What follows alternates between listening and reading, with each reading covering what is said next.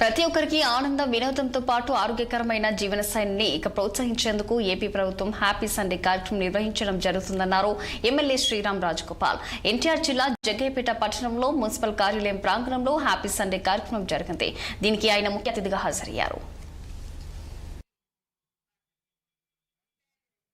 ముఖ్యమంత్రి చంద్రబాబు నాయుడు గారి ఆదేశాల మేరకు రాష్ట్రంలో ప్రభుత్వం ఉద్యోగస్తులు కావచ్చు, ప్రజలు అందరూ కూడా దీనిలో మమ్మేక్యం అవ్వాలని చెప్పని ప్రతిరోజు కార్యక్రమం చేశారు.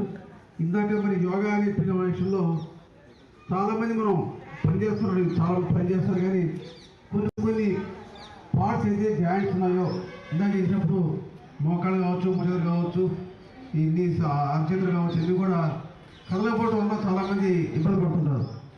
రోజు ఎంతో కొంత సమయాన్ని కేటాయించి యోగాసన ప్రొటెక్ట్ ఎక్సైజ్ కదా, ఎక్కడ కష్టం కాదు, బరువు కాదు, ఆయుష్ కూడా రాదు, దానివల్ల పక్షవాతం రాదు, మోకాళ్ళు అరగవు, తొడిచి మన గోడలు ఎక్కువ ఉండవు, అరచేతులు వేళ్ళు తిమ్మలు ఎక్కడ ఉండవు. ఎన్ని చేసుకోవడం ఎంతో కొంత సమయాన్ని ఇంకోసారి వచ్చి నేర్పుతారు, వారు వచ్చి నేర్పుతారు. కాబట్టి ఆది నేర్చుకున్న తర్వాత చేస్తూ ఉండండి. మీరు చేస్తూ పిల్లలతో మనవాళ్ళతో చెప్పేయండి.